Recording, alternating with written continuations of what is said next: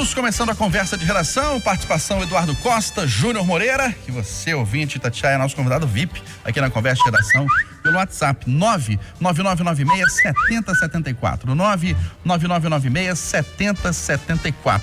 Você manda pra gente a sua opinião em uma mensagem de texto. Não se esqueça de colocar o seu nome, o bairro, a cidade de onde você está falando, pra gente interagir legal aqui na conversa de redação.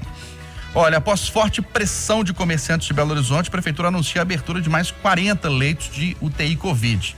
E a vacinação pode começar no dia 25 ou até antes, Eduardo, caso a Anvisa, Agência Nacional de Vigilância Sanitária, aprove os pedidos da Fiocruz e do Instituto Butantan. Bom dia para você. Bom dia para todo mundo. É isso. Quer dizer, a gente nós não vamos construir nada se a gente não se mexer. E a gente não pode também radicalizar, sabe? Apertar demais porque a coisa sai entre os dedos. Percebendo que a insatisfação cresceu muito, eu não falei com o prefeito. Aliás, há uma possibilidade de entrevistá-lo hoje 1h da tarde, mas pelos sinais que vieram da prefeitura, o que eu percebo é que o prefeito falou: gente, peraí, vamos agir. Então, imagino, porque essas informações são de bastidores, né? Que ele chamou esse secretário de planejamento e falou: começa a reunir. Tanto é que ontem já houve uma reunião com o pessoal de academia. Pelo que sei, hoje vai ter CDL, a Brasel. A prefeitura tem que conversar. E, simultaneamente, tem que abrir mais leitos para oferecer mais opções. E a população, cada um de nós, a seu modo, tem que entender que as coisas não são desse jeito que a gente gostaria que fosse, né? Do jeito que são. Então, é cada um fazer um movimento para diminuir o estresse. Eu sinto que a vacina está próxima, nós sentimos, sabemos, mais 2 semanas, quem sabe 3. Então, não vamos esgarçar nesse momento, não. Não vamos complicar. Há uma possibilidade de entrevistar o prefeito 1h da tarde hoje. Se tiver essa chance, eu não quero nem... É evidente que você tem que perguntar para ele sobre a crítica do Bolsonaro a ele, mas se você falar, não vou mexer com isso, isso nem me interessa. Eu estou muito preocupado nesse momento. Eu falei assim: prefeito, pelo que o senhor está sabendo, esse fechamento agora pode durar só umas 2 semanas? Porque vai depender muito, Eustáquio, dos números dos próximos 7 ou 8 dias, porque eles vão reproduzir o Réveillon. Concorda comigo, amigo? Sim. Se esses números não forem tão assustadores e a possibilidade da vacina for mais iminente, a gente pode ter uma outra situação.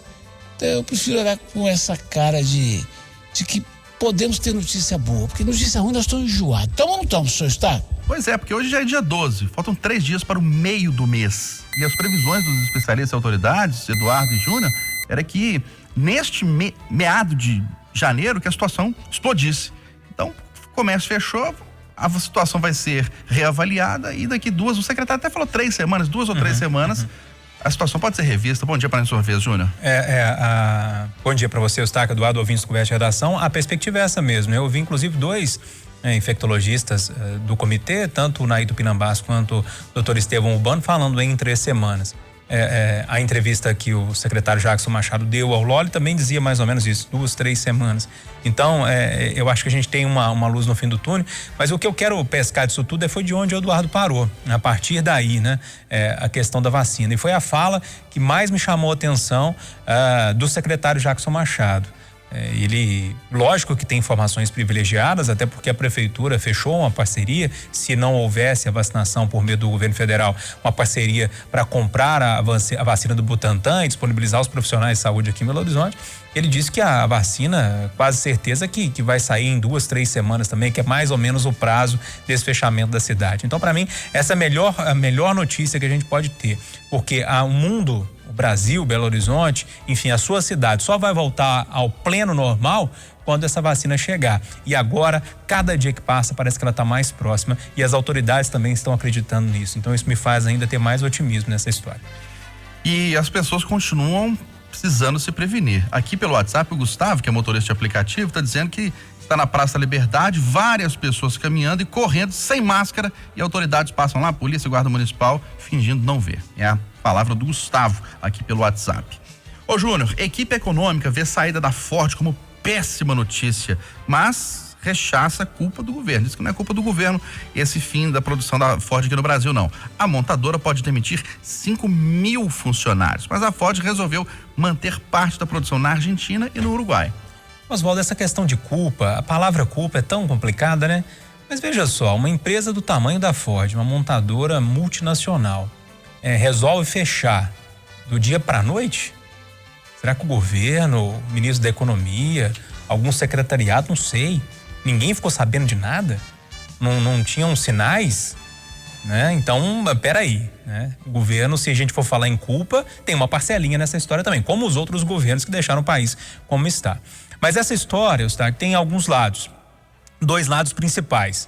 Primeiro o lado econômico e depois o lado do consumidor. No lado econômico tem alguns problemas aí. Primeiro a decisão que é global da Ford de apostar em carros maiores, utilitários, né?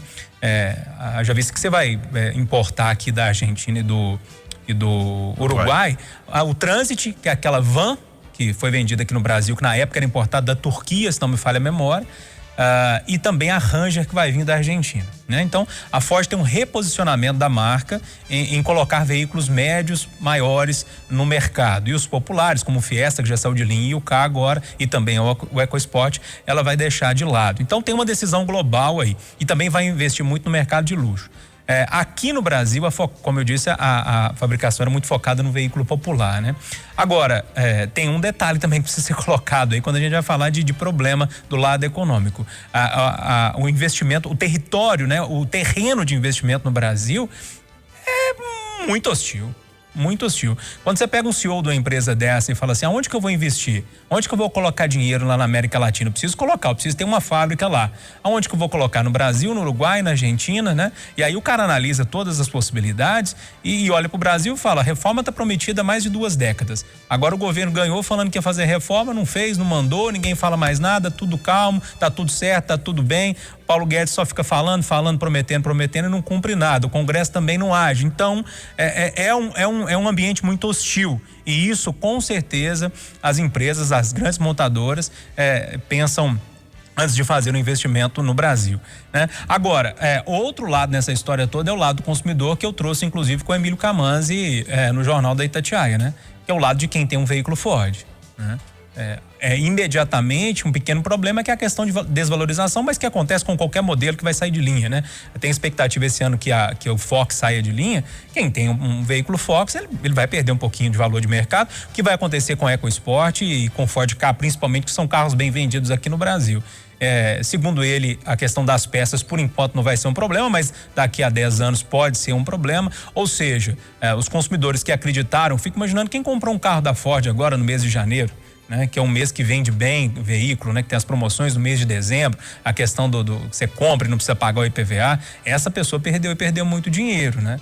Então, é um lado que precisa ser olhado, um lado que precisa ser observado, e deve ter de gente, assim, pé da vida com a Ford aí, pelo esse Brasil, deve ter. Ô Eduardo, imagina o impacto disso para a região onde a produção será interrompida, a cadeia por trás, né, de fornecedores, indústrias que fornecem para a Ford. Imagina uma Fiat fechar as portas aqui em Betim, a tragédia que será para a região metropolitana. Rapaz, passei lá não tem muito tempo, senhor. Esse polo petroquímico de Camaçari fica entre Salvador e a Praia do Forte. Região muito bonita, tem uma rodovia plana, você paga só um pedágio, é meio carinho, mas vale a pena. E aquela região, muitos condomínios de luxo foram feitos, fizeram recentemente, bem na entrada do polo, um shopping assim, só para bacana mesmo, sabe? E é um orgulho, né? O polo em si e a fábrica da Ford. Você fica imaginando 5.000, isso na empresa, e como você disse, imagina os agregados, os prestadores de serviço, os que vendem lanche aqui e acolá, almoço. É uma porretada. Agora, tudo que eu posso falar, qualquer pessoa pode falar de certa forma, base com o que o Júnior falou. Quer dizer, é um amontoado de coisas. Desde o primeiro dia que eu comecei a ler sobre a economia do Brasil, que os empresários advertem que o custo de produção aqui, o custo do Brasil é muito alto. E os governos não dão essa importância. Não é esse governo, os governos não dão importância a discutir isso. Eu já cobrei quantas vezes aqui, Eustáquio, que um presidente da República Tire um dia por mês para falar com os líderes da agricultura, um dia por mês para falar com os líderes da indústria. Eu nunca vi, não é Bolsonaro, não, Bolsonaro, Dilma, Lula, eu nunca vi os caras sentarem com as lideranças para discutir assim, como é que a gente pode melhorar as coisas para todo mundo? Nunca vi um governador do estado fazer uma campanha séria, prefeitos de grandes cidades discutindo com a indústria, com o comércio, sabe? Aqui, por exemplo, até onde eu saiba, pode ter mudado, há uma desinteligência entre o presidente da FIENG e o prefeito da capital. E você imagina o cara que está lá fora hoje e que está vendo um cenário difícil e olha para o futuro e fala assim, bom, eu tenho que fechar uma fábrica, eu vou fechar onde? Aí olha para o Brasil, o presidente fala uma coisa, o vice fala outra, o terceiro na linha sucessória, que é o presidente da Câmara, fala que o presidente é falso, não sei o que e tal, a turma do Supremo briga, todo mundo briga, o governador não se entende, o prefeito não se entende, vai embora. Ô, Eustáquio, me desculpe, desculpa, eu estou alongando esse assunto, mas é um assunto que eu gosto muito. Tem 2 pontos que eu esqueci de tocar. Primeiro, que o Brasil não está perdendo só para a América do Sul, aqui no entorno de Argentina e Uruguai, não. O grande competidor nosso é o México. Está fabricando muito carro e até pouco tempo atrás o Brasil exportava muito carro por México, hoje em dia está importando muito mais. E outra história é essa questão da cadeia que você tocou no assunto para o Eduardo.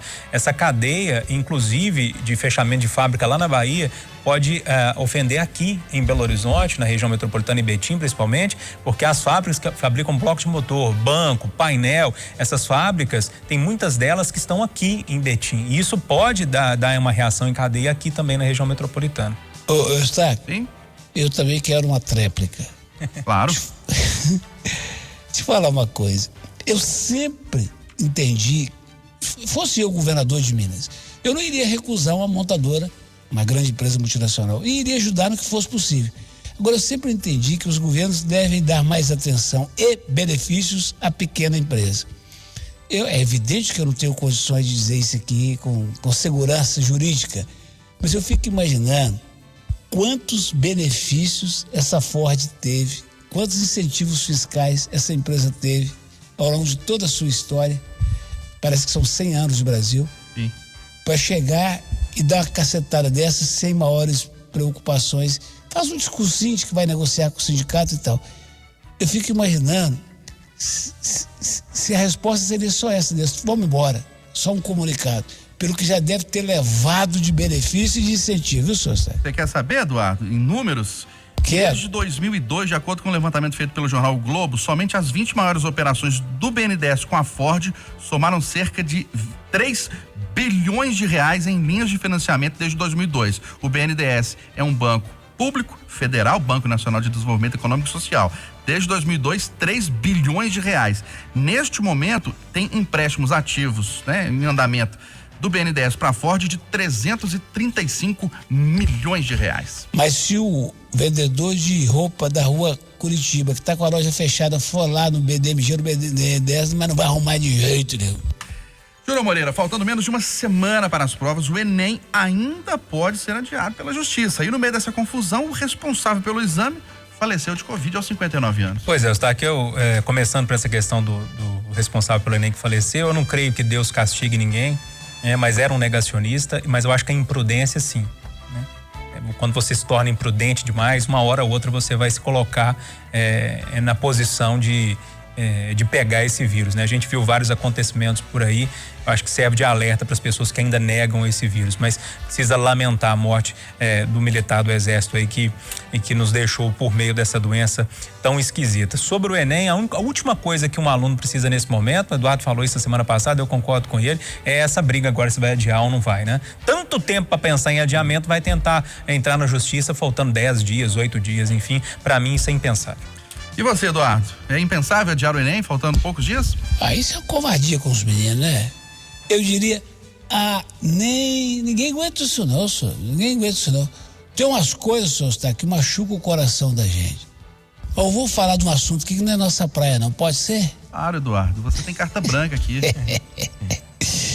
Eu vi ontem na ESPN que o desportista mais bem pago do Brasil é esse técnico do Galo, São Paulo aí. Ele ganha $400 mil e ele recebe com base no câmbio do dólar no dia. Que isso? Dá mais ou menos uns 2.200.000 aí. Você mata o Oswaldo Diniz do coração, porque ele já tá nervoso com ele na quantidade. Como é que é? Você vai matar o Oswaldo Diniz do coração, porque ele só fala no Sampaoli hoje com raiva dele. Pois é. A comissão técnica dele, Júlio, leva mais 1 milhão. Então é o seguinte, quanto que cada um ganha é problema do cara. Mas como o Atlético é uma instituição, e nós, atleticanos, sofremos muito, os caras ficaram 16 dias treinando, com a comissão de 3 milhões. Aí vão jogar contra um time de média qualidade técnica, com 9 desfalques. E o time adversário vai na área 2 vezes e faz 2 gols. Ostaco, por isso que a Forte está indo embora. Outra coisa, eu posso estar enganado, porque eu não convivo com ele no dia a dia. Cláudio Rezende convive, mas parece que ele não faz questão nem de aprender português, amigo. Tá se lixando para nós. Ô, Júnior, BH Trans garante gratuidade nos ônibus para quem tem benefício, mesmo após o decreto da prefeitura. Olha, Oswaldo, eu nunca imaginei diferente, né? A lei tá aí, eu nunca imaginei que fosse mudar essa gratuidade. Eu acho que esse é o primeiro ponto. As pessoas precisam falar o que é óbvio, né? Agora, sobre essa questão do transporte coletivo, ontem eu falei aqui, fiz uma crítica muito forte a todo o sistema aqui em Belo Horizonte e da prefeitura veio a informação que na sala da presidência do TJ foi firmado um compromisso com as empresas de ônibus que circulam aqui em Belo Horizonte e um dinheiro vai ser revertido para essas empresas de ônibus com a promessa de que elas não andem abarrotadas aí por Belo Horizonte. Eu acho que pode ser uma boa notícia se realmente se concretizar, né? É óbvio, Eduardo Costa, manter a gratuidade nos ônibus para quem tem o benefício nesse momento? Óbvio, Lulante, né? Porque tadinho do velho. A vacina nunca mais que chega. O velho não pode andar de ônibus também, tá? Mata o velho, tá? Não. Vamos. Viva os velhos, os da terceira idade, os da melhor idade. Melhor idade, tá. Eu tenho um amigo que fala assim, não vem me chamar de melhor idade, não, é velho mesmo. Esse não é velho, não. Não vem com falsidade, não. É experiente, vivido, viu? É exatamente o que o Eduardo falou, não vem com falsidade, não, eu sou velho mesmo. Vambora? Bora. 8h59.